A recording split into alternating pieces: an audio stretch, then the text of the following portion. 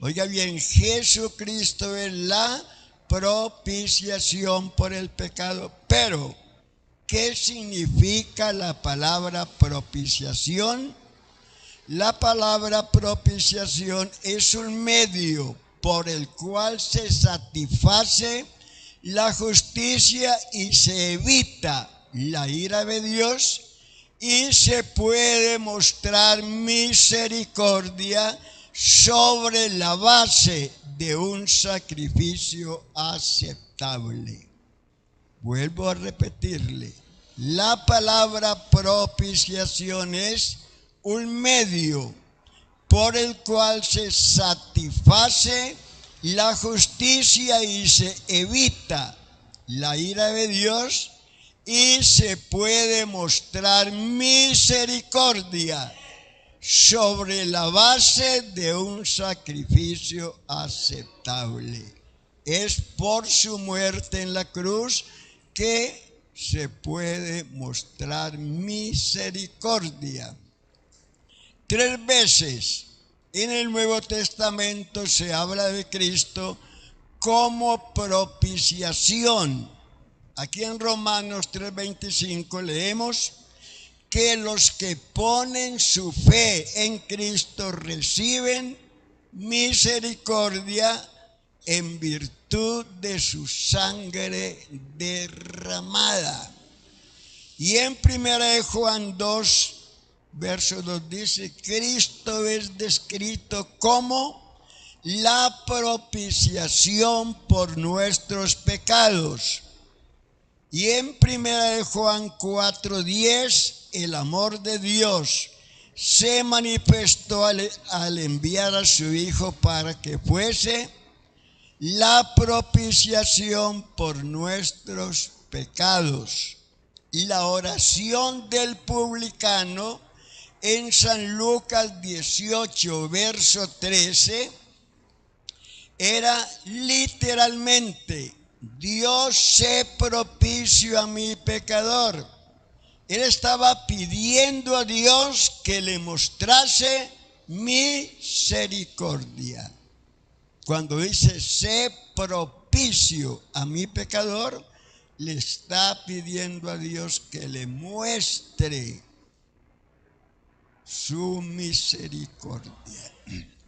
Y la palabra propiciación aparece también en Hebreos 2, verso 17, por lo cual debía ser en todo semejante a sus hermanos para venir a ser misericordioso y fiel sumo sacerdote a lo que Dios se refiere para hacer propiciación por los pecados del pueblo. Aquí la expresión hacer propiciación significa quitar, pagando la pena, y es el equivalente del Antiguo Testamento de la palabra propiciatorio. Oiga, la palabra propiciación es el equivalente en el Antiguo Testamento de la palabra propiciatorio. El propiciatorio era la cubierta del arca. Se habla mucho acerca del arca que había en el lugar santísimo. Esa arca tenía una cubierta que era de oro.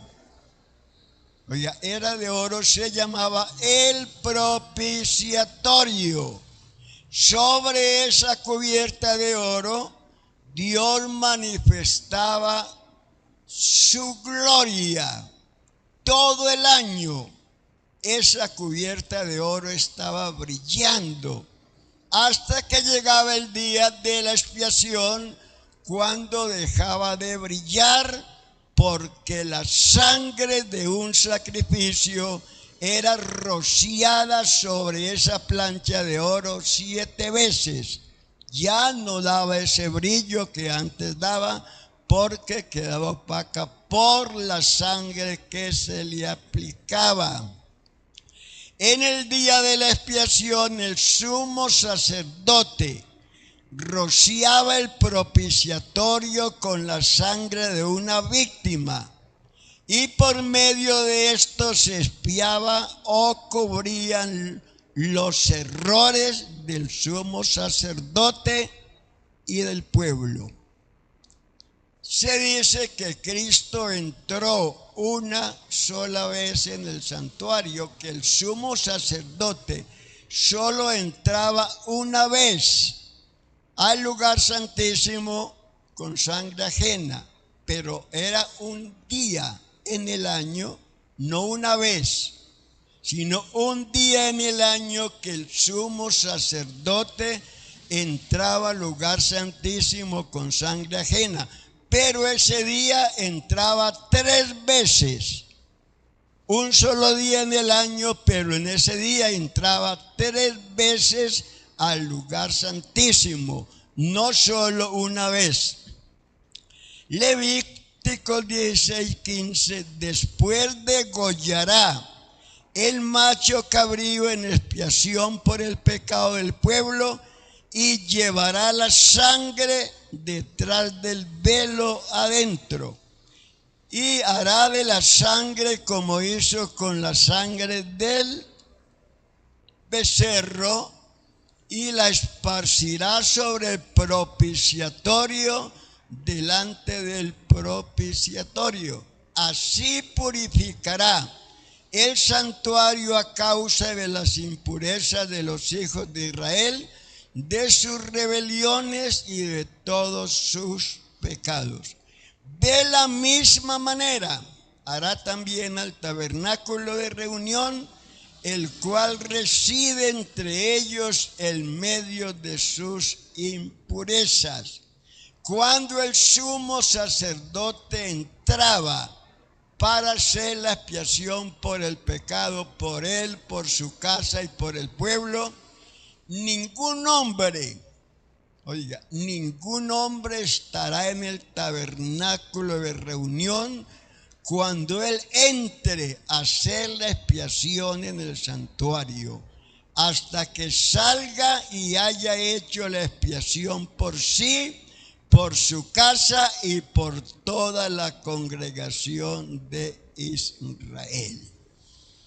Así que él estaba allí solo, nadie podía estar en ese momento allí. Era un momento muy solemne, muy solemne. Y realmente el pueblo estaba en el atrio esperando que el sumo sacerdote saliera para bendecirlos. Pero el pueblo no estaba seguro que su representante ante Dios saliera vivo. Allí estaban pensando, Dios lo mataría, no estará vivo, saldrá con la bendición, ¿qué pasaría con el sumo sacerdote? Entonces, para que el pueblo se diera cuenta que su representante ante Dios estaba vivo, Dios le dijo al sacerdote que hiciera unas campanillas en el borde del vestido, y esas campanillas él las tenía que hacer sonar. Si no las hacía sonar, moriría. Y cuando hacía sonar las campanillas, el pueblo se gozaba, se alegraba diciendo: nuestro representante ante Dios está vivo. Y esas campanillas siguen sonando. Siguen sonando. ¿Sabe por qué? Esas campanillas nos hablan del Espíritu Santo. Cuando un creyente está recibiendo el poder de Dios, es las campanillas que están sonando, diciéndonos que Cristo está vivo.